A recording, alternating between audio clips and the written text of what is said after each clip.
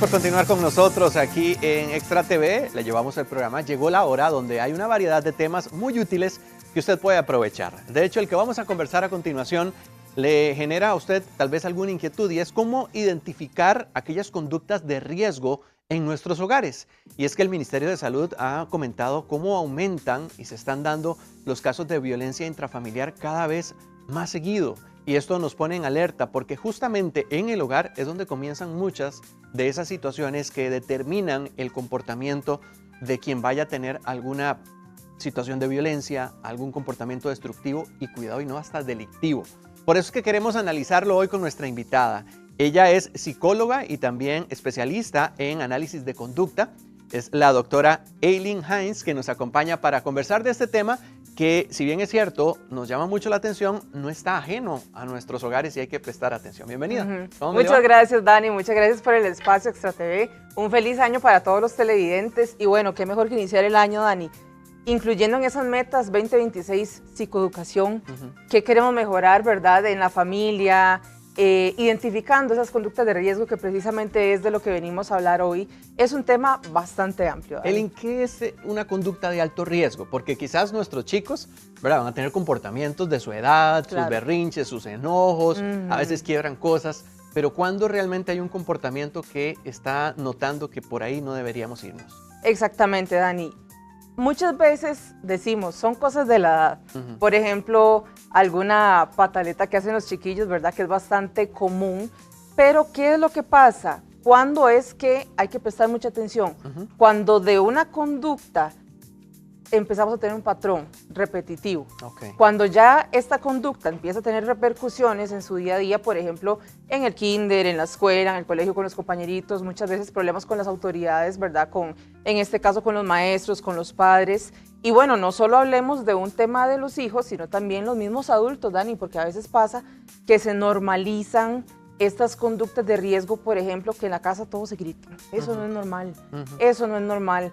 A veces las conductas se normalizan cuando eso no es para nada saludable. No es nada saludable y tenemos que corregirlo. Por ejemplo, hay bastantes conductas de riesgo, pero las principales que podemos ver en la dinámica familiar son invalidación emocional. Muchas veces nuestros chicos lloran, hacen muchos berrinches, pataletas como llamamos, y regañamos, castigamos, pero no buscamos el origen. Entonces, ¿qué le está pasando a mi hijo, a mi hija para que tenga ese comportamiento tan repetitivo, verdad? También, como te comentaba, esto de estar gritando en la casa, de aquí para allá. Un entorno violento puede generar también reacciones en los niños que no son necesariamente las mismas situaciones que vive, sino que las va guardando. Exactamente. Entonces, por ejemplo, si en mi casa todos gritan, el niño va a gritar. ¿Por qué? Porque el niño lo está normalizando. Entonces llega al aula, llega, por ejemplo, a su guardería, comparte con otros chiquillos y empieza a gritar, a replicar esas conductas de riesgo que está viendo en el hogar y normalizan en el hogar. ¿Cómo podríamos analizar, por ejemplo, en un hogar donde se ha normalizado y ya no se ve malo para lograr corregirlo? Muy bien, es muy importante que tanto los chicos como los padres estén bastante instruidos en la parte de validación emocional y de psicoeducación, ¿verdad? Casi que hay que trabajar con los papás primero. Exactamente. Cuando a mí me llegan, por ejemplo, chicos a consulta, la mayoría de veces yo de una vez voy con los papás. Porque uno va con los papás y la mayoría de veces, Dani, uno identifica ahí el problema. Entonces, papá, mamá, ok, háblame un poco de la dinámica familiar. Bueno, es que en la familia somos un poco pachucos, ¿verdad? O nos hablamos así. Y tal vez el niño no tiene todavía una gestión emocional porque es un niño, ¿verdad? Apenas está adquiriendo herramientas. Entonces, llega, por ejemplo, al aula, empieza a gritar, a pellizcar, a patear. Por supuesto que las maestras van a prender esas luces de alerta, citan a los papás, muchas veces en los centros educativos cuando cuentan con psicólogo, con orientador, claro, bueno, citan a los papás y los papás dicen, pero ¿qué pasa, verdad? O sea, en la casa todo bien, pero es que esas conductas no son normales. Entonces tenemos que tener mucho cuidado. Tal vez para verlo a nivel gráfico, ¿qué te parece si vemos una pantalla donde está esta información que nos va a ir orientando? Por supuesto. Para también comprender, porque si bien es cierto, nuestros hogares pueden tener algún indicador importante, si no los detectamos a tiempo, pues no vamos a poder pues tomar acciones. Entonces, vamos a ver, las conductas de riesgo entonces no siempre son visibles. Correcto. Pero sí también muestran cuestiones de silencios, omisiones y normalizaciones que si no se atienden van a escalar y profundizarse en el niño o el adolescente. Pero entonces ahí teníamos una guía que nos dice qué son y cómo detectarlas, que era lo que nos estabas expresando. ¿Cuáles son esas 4 señales de alerta para que nos expliques? Muy bien. Las señales de alerta, en este caso enfocándonos en los niños, cuando un niño empieza a aislarse, cuando un niño ya no disfruta esas actividades que tanto le gustan, por ejemplo, que le guste jugar fútbol, que le guste pintar, pasa más calladito, se aísla, algo está pasando y tenemos que aprender a practicar como esa observación consciente con nuestros hijos, ¿verdad? O incluso con nuestros sobrinos, ¿verdad? Primitos. Hay que poner mucha atención cuando los niños están irritables, cuando lloran mucho, cuando se enojan mucho. ¿Qué está pasando? No hay que subestimar esos comportamientos. Exactamente, son señales que hay que aprender a leer porque algo puede estar ahí pasando. Un silencio prolongado, por ejemplo, pasa que a los chiquillos les gusta mucho como hablar con uno, ¿verdad? Y cuando uno los ve así como apagaditos, ¿verdad? Son señales que uno no debe pasar por alto. Hay que prestar mucha atención, hay que estar en constante comunicación con los maestros, con los directores, con los orientadores, incluso con padres de los compañeritos de nuestros hijos, porque es una forma de darnos cuenta de qué podría estar pasando con nuestros hijos. Es interesante eso que mencionas, porque si bien son señales de alerta, puede ser que haya sucedido algo no necesariamente dentro del núcleo familiar. Correcto. Puede ser algo que ocurrió en su entorno exterior. Exactamente. Los chicos, como te comentaba anteriormente, no tienen esa gestión emocional, esa validación emocional que tal vez pueda tener un adulto. Entonces, ¿qué pasa? Le sucede algo en la escuela, en el colegio, y llega a la casa y se encierra, no come. Me enojo mucho, tal vez es un videojuego y se enojan con facilidad. Entonces hay que poner mucha atención y constante comunicación con los maestros. Qué interesante, porque uno podría hasta confundirlo con adolescencia, por ejemplo, el punto del aislamiento. Correcto. Ahí es donde tenemos que tomar en cuenta que no necesariamente es natural o normal. Los adolescentes, por supuesto, tienen varias conductas que son naturales de su época, digamos, porque ellos están haciendo esta transición de la niñez a la adolescencia. Entonces, como esa autonomía que ellos quieren tener, muchas veces yo lo puedo hacer solo, no me diga cómo hacer las cosas, pero hay que saber que es una línea muy delgada que divide la etapa y las conductas que puede traer el ser adolescente y conductas de riesgo. Entonces hay que prestar mucha atención a los chicos que hacen, con quienes están interactuando, por ejemplo. Todo ahora, cuenta. Para retomar entonces, los cambios bruscos de conducta es una señal de alerta, el aislamiento es otra señal de alerta, y tenemos la irritabilidad constante, que es la tercera. Es correcto. Muy parecido a lo que hablábamos del comportamiento que está teniendo tal vez ese cambio en su conducta el menor. Correcto. Ahora, cuando tenemos ciertas conductas de riesgo, que cuando uno ya la identifica, Dani, hay que evaluar lo que es la frecuencia, o sea, qué tanto se enoja. Se me enoja, o sea, digamos, pongamos tal vez un termómetro, ¿verdad? Por verlo así, 2 veces por semana, pero ya pasa de 2 a 4, ¿ok? La intensidad pasa de gritarme a tirar algún objeto. Ok, eso ya son alertas que tenemos que tener muy presentes. Qué interesante, Eileen, porque es un cambio muy contrastante. De repente está pues muy agresivo o puede tener un comportamiento muy silencioso, muy apartado. Correcto. Al igual que nosotros, los adolescentes o los niños gestionan sus emociones de maneras muy distintas. Pueden empezar a comer mucho, a comer poquito, a dejar de compartir con la familia tal vez, a dejar de hacer esas actividades que te comentaba que tal vez les guste mucho.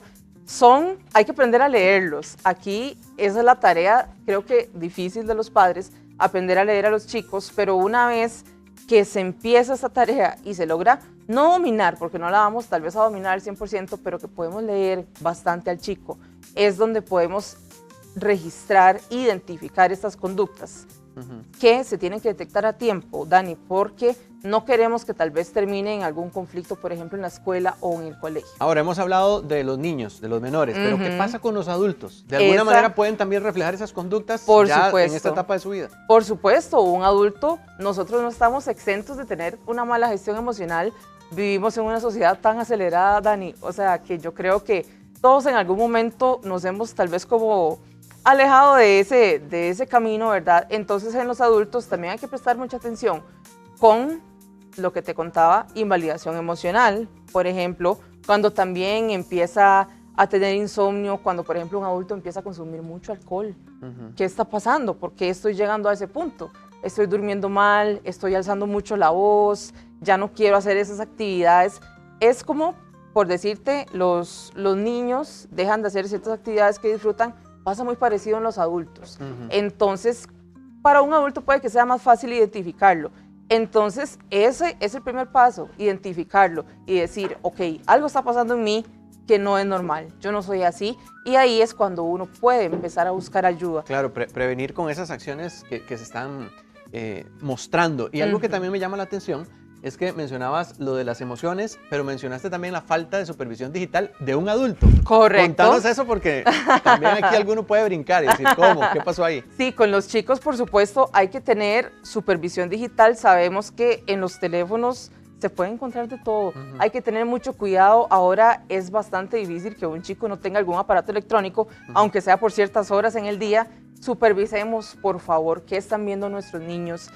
Todo lo de control parental hay que usarlo, es una herramienta súper útil, pero también con los adultos, no nos saturemos de estos aparatos porque también, ¿verdad? Pueden ser adictivos. Aparte de ser adictivos, a nivel, digamos, de cerebro, nos traen muchas repercusiones. Muchas veces uno tiene la mala costumbre, me incluyo, de voy a ver el teléfono hasta quedarme dormido. Eso es lo peor que podemos hacer, ¿ok?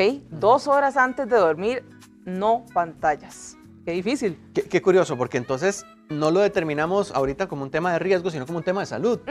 Pero sí podría entonces detonar elementos violentos, elementos destructivos en una persona. Por supuesto. ¿Y por qué de salud puede pasar a riesgo? Porque si yo reiteradamente uso, por ejemplo, en este caso que estamos hablando de aparatos electrónicos, voy a dormir distinto, mis 4 fases de sueño no van a registrarse durante toda la noche. Al día siguiente yo no voy a amanecer de buenas. Al 100%. Eso le Puedo pasa a más amanecer de uno, sí. irritable, con dolor de cabeza, sin apetito. Entonces mi rendimiento no va a ser igual, No, Dani. y hay personas que lo tienen de manera muy constante, entonces Correcto. se convierte en su estilo de vida. Y Exacto. también en esto también el cuidado que debe tener la influencia que tiene un adulto en su entorno familiar. Correcto. Porque también eso puede involucrar a los niños en los problemas o en las situaciones que está generando una situación como esta. Exactamente. Entonces, ¿qué es lo que pasa a nivel de dinámica familiar? Con una persona, digamos que son 4 en el núcleo familiar, con una persona que esté mal y esté teniendo una mala gestión emocional o esté teniendo repercusiones y conductas de riesgo, tal vez a raíz de un mal hábito del sueño, de la comida, bueno, es como el ejemplo de las naranjas, una que está podrida, que empieza a podrir las demás. Si yo estoy irritable y empiezo a pelear con vos probablemente te empiezas a comportar como espejo, ¿verdad? Claro. Empiezas a comportarte parecido a mí. Entonces, ¿qué pasa con la dinámica familiar?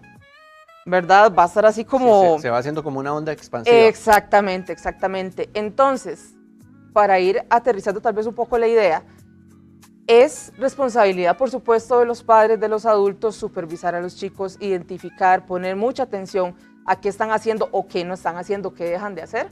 Y también los adultos practicar esa gestión emocional, practicar esa comunicación asertiva, esa inteligencia emocional que tanto nos cuesta, pero es sumamente necesario, Dani, y ojalá que todos en casa puedan proponerse para este 2026 un tema de mejorar mi salud mental, invertir en psicoeducación, que es tan importante. Ahora, me gusta mucho porque en la gráfica que nos mostrabas hay un mensaje final que dice: una familia sana no es la que no tiene problemas, es la que los detecta a tiempo. Exactamente. ¿Qué aconsejarías también para que podamos revertir o corregir o sanar un proceso como este tan importante y evitar que luego tengamos complicaciones en conductas de riesgo? Claro, familias perfectas no hay.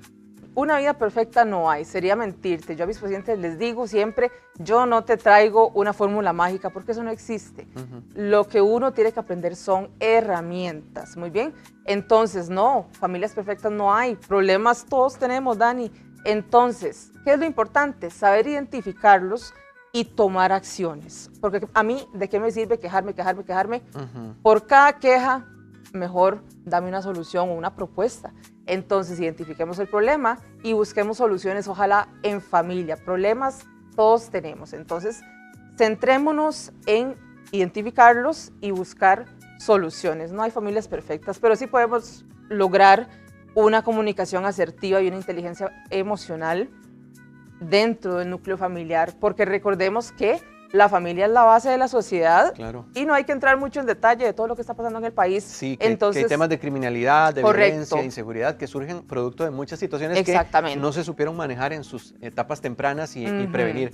Pero es como la olla a presión, ¿verdad? Cuando usted de repente no tiene la capacidad de ir soltando esa presión, si no se hace bien puede generar un efecto bastante dañino. Exactamente. Muchísimas gracias, Eileen. ¿Cuáles son Gracias los medios a de vos. contactarte? Por supuesto, me pueden contactar a mi WhatsApp 8465-8206. Me pueden encontrar en redes sociales, en Facebook y en Instagram como Psicología con Eileen Hines, y en TikTok como Jado, Psico y Crimi, que también hablo un poquito de criminalidad. Sí. Hago varios análisis, entonces, bueno, invitadísimos a que revisen las redes, hago talleres, entonces, por favor, inviertan este año en su salud mental. Muchas gracias por el espacio, Dani.